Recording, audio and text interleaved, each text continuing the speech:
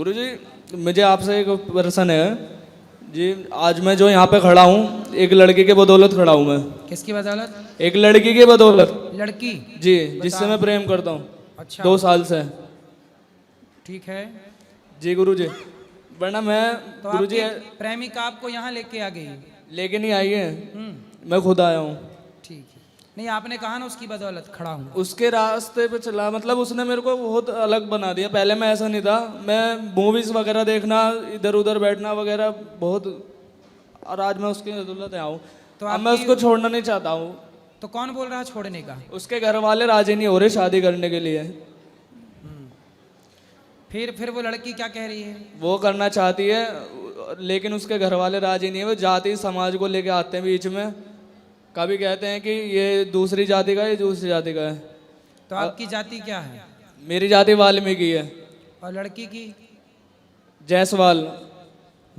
तो लड़की के परिवार के लोग तैयार नहीं है? उसके परिवार वाले तैयार नहीं है। तैयार होते हैं तो उसको धमकी देते हैं। और आपके माता पिता तैयार हैं? मेरे घर वाले तैयार हैं।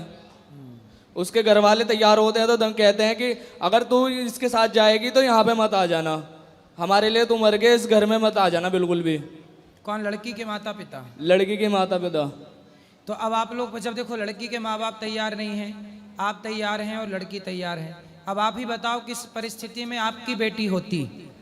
माना कि जरा सोच लो, माना कि आपकी बेटी होती और वो किसी लड़के से प्यार कर रही होती जैसे आपसे वो लड़की कर रही है, और वो लड़की किसी और से विवाह करना चाहती, तो आप पिता होते उस लड़की के, अब आपकी बेटी के, तो आप क्या करते हैं?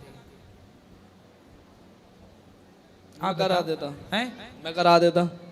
करा देते हैं। प्रेमानंद महाराज जी गुरुदेव जी हैं जो उन्होंने सवाल बताए थे कि जिस लड़के से एक बार प्रेम कर लिया उसको कभी छोड़ना नहीं चाहिए।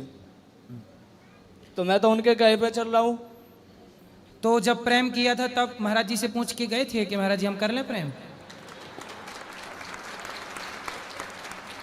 तब महाराज जी से पूछा था महाराज जी हम इनसे कर लें? नहीं जी। नहीं।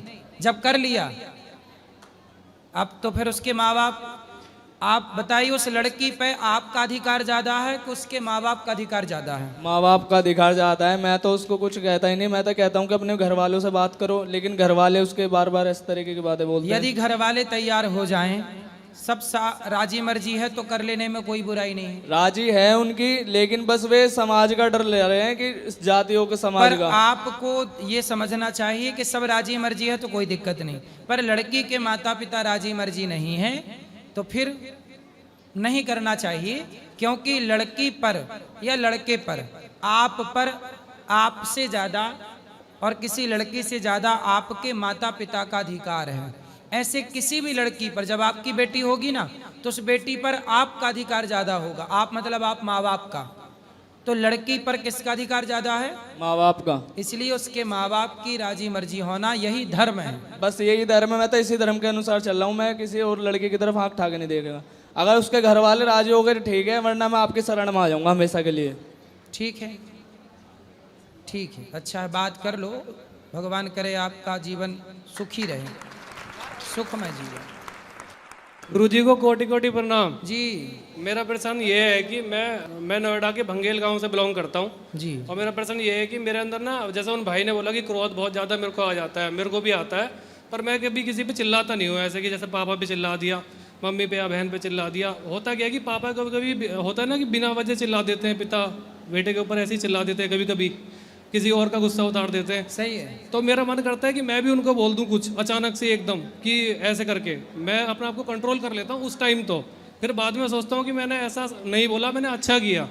तो इस चीज़ का ना वो चीज़ कंट्रोल नहीं हो रही है, तो उसको कंट्रोल कैसे करूँ मैं समझ में नहीं आ रहा। तो आपके पिताजी आपको डांटते रहते हैं? नहीं, ऐसा नहीं है कि डांटते रहते हैं, मतलब डांटते हैं कभी कभी। मतलब ऐसा होता है ना कि मेरे अंदर भी पिताजी, मेरे पिताजी के जीन्स हैं मेरे अंदर भी। सही है। तो उस चीज़ का मेरे को दिखाई देता है कि मेरे जैसे मैं गुस्सा करता हूँ ना दांत भींच के, तो मेरे पापा भी ऐसे ही करते हैं। तो उस चीज़ को सोच के मैं मतलब भूल जाता हूँ कि छोड़ो क्या बोलूँ। हाँ, तो पिता को क्या जवाब देना है? कोई जवाब जरूरत नहीं है। पिता को बोलने दीजिए, आप कुछ मत बोलिए। उस समय आपकी समझदारी यही है कि आप चुप रहें। तो ये चीज़ आगे के लिए कंट्रोल नहीं हो रही ना, मैंने बहुत बार कोशिश भी कर ली। देखो, जो व्यक्ति अपने को कंट्रोल नहीं कर सकता वो सबको, समाज को क्या कंट्रोल करेगा? इसलिए किसी को ना जानो, किसी को ना जीतो। जानना है तो खुद को जानो और जीतना है तो स्वयं को जीतो। हम अपने क्रोध को जीतें, यही तो चुनौती है। इंसान के आगे चुनौती क्या है? मंगल तक जाना चुनौती नहीं है, चंद्रमा तक पहुंचना चुनौती नहीं है, स्वयं को जान लेना और स्वयं को जीत लेना चुनौती है। मंगल तक जाना, जो मंगल तक गए, चले गए, पूछिए उनसे कि क्या खुद को जीत पाए? खुद को जीत लेना मंगल पे जाने से, चंद्रमा पे जाने से ज्यादा कठिन काम स्वयं को जीत लेना है। जो स्वयं को जीत लेता है उसके जीवन में मंगल हो जाता है, उसे मंगल पे जाने की जरूरत नहीं है। धन्यवाद गुरुजी, धन्यवाद जी। गुरुजी आपके श्री चरणों में कोटि कोटि प्रणाम इस दासी का। जी। और गुरुजी मैं ये मेरा प्रश्न ये है कि खाटू श्याम बाबा किस मतलब क्या कृष्ण से शीश कैसे दान दिया था? बर्बरीक जी ने भगवान से कहा कि हम कुछ ही बाणों में युद्ध जीत सकते हैं महाभारत का। तो भगवान ने कहा चलाओ, तो एक बाण से उन्होंने सारे पीपल के पत्तों पर छेद कर दिया। जी। तो भगवान ने कहा कि भाई तुम साथ किसका दोगे? तो उन्होंने कहा कि जो पक्ष हारने लग जाएगा उनका साथ दे देंगे। तो भगवान समझ गए कि हारेगा तो दुर्योधन, और आप जैसा योद्धा दुर्योधन का साथ देगा तो दुर्योधन की ताकत बढ़ेगी, वो मिसयूज करेगा ताकत का। तो सिर काट दिया भगवान ने। तो कटा हुआ सर पूरा महाभारत देखा। बाद में भगवान ने अपना नाम दे करके, मेरा नाम श्याम आज तुम्हें देता हूँ और तुम खाटू में जा कर के रहो और सदा मेरा स्मरण करते रहो, जो भक्त आए उन पर कृपा करते रहो। तो तब से नाम पड़ गया खाटू श्याम। तो भगवान कृष्ण की कृपा से ही उन्हें ये सब कुछ प्राप्त हुआ। तो कृष्ण भगवान और खाटू श्याम बाबा अलग हैं? हाँ, अलग अलग हैं, अलग। पर भगवान ने अपनी ताकत, अपनी शक्ति और अपना नाम उन्हें दे दिया। वो बर्बरीक हैं पर भगवान की शरण में, भगवान के भक्त हैं वो, और भगवान ने फिर अपनी शक्ति प्रदान कर दी। गुरुजी आपको जो मैं स्टूडियो में देखती थी, न्यूज़ चैनल देखती, मुझे इतना दिल धक धक करता था। मैं जब मेरे पति जी न्यूज़ ज़्यादा देखते हैं तो आपके जो देखते थे स्टूडियो में तो बहुत दिल धक धक। देखो कैसे कैसे लोग हैं कि गुरुजी को कितने क्वेश्चन कर रहे हैं कि कितना अच्छा काम कर रहे हैं मेरे गुरुजी। और गुरुजी मैं चरणोदक चाहती हूँ आपका, मैं आपका चरणोदक लेना चाहती हूँ। ठीक है मैया, आप तो आशीर्वाद दो। गुरुजी मैं सुबह आपका चरणोदक ले सकती हूँ? आप आशीर्वाद दो हमें, बस सेवा करते रहें बस। हेलो हेलो महाराज जी के चरणों में इस दास का प्रणाम। जी। आपसे सुबह बात हुई थी हमारी कि हमें कविता आपको कुछ सुनाना है। बिल्कुल सुनाइए, कविता आप कवि हैं, सुनाइए। मेरा नाम मोहन चंद्र दीवाना है और मैं जालौन का रहने वाला हूँ। मोहन चंद्र दीवाना आप ही हैं? हाँ। अच्छा, मोहन चंद्र दूसरे भी सुने थे हमने, नहीं, पर आप दीवाना हैं। बढ़िया। छोड़िए माइक, छोड़ दो माइक।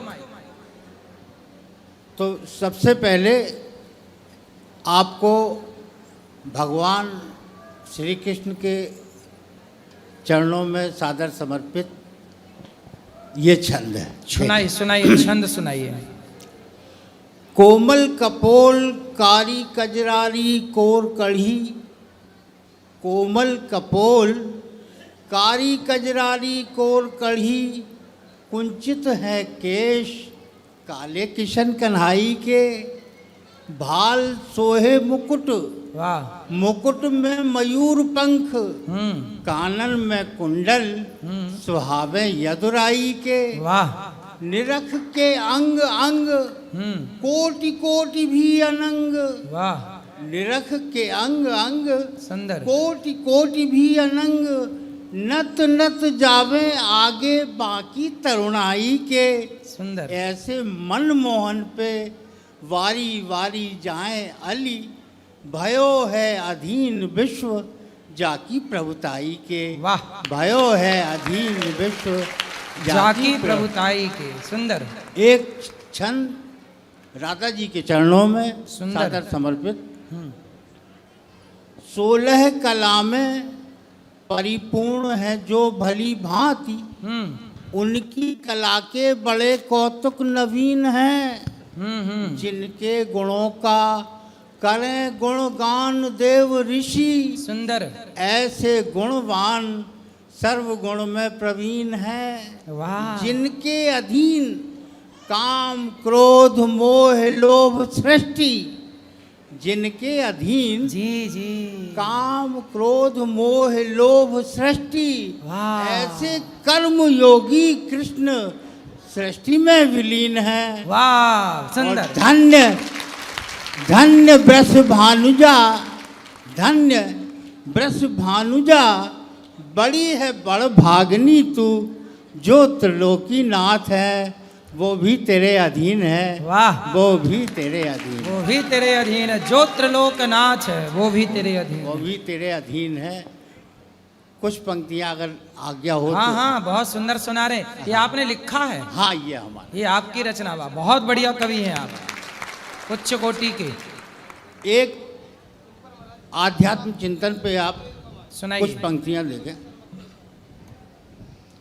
मैं ढूंढता रहा जिसे, मैं ढूंढता रहा जिसे वो आत्मा में है। वाह, मैं ढूंढता रहा जिसे वो आत्मा में है। सुंदर, मैं ढूंढता रहा जिसे वो आत्मा में है, परमात्मा का अंश ही जीवात्मा में है। वाह, परमात्मा का अंश ही जीवात्मा में है, जिसका प्रकाश सूर्य में है चंद्रमा में है, जिसका प्रकाश सूर्य में है, सूर्य में है चंद्रमा में है, और तारों में जगमगाए वही पूर्णिमा में है, तारों में जगमगाए वही पूर्णिमा में है।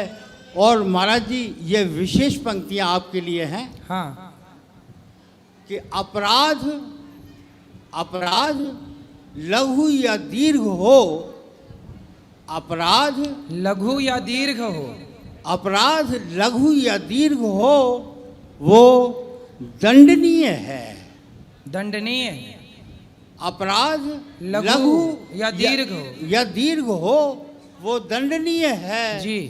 क्षमता क्षमा तो बस उसी परमात्मा में है। वाह, क्षमता क्षमा तो बस उसी परमात्मा में है।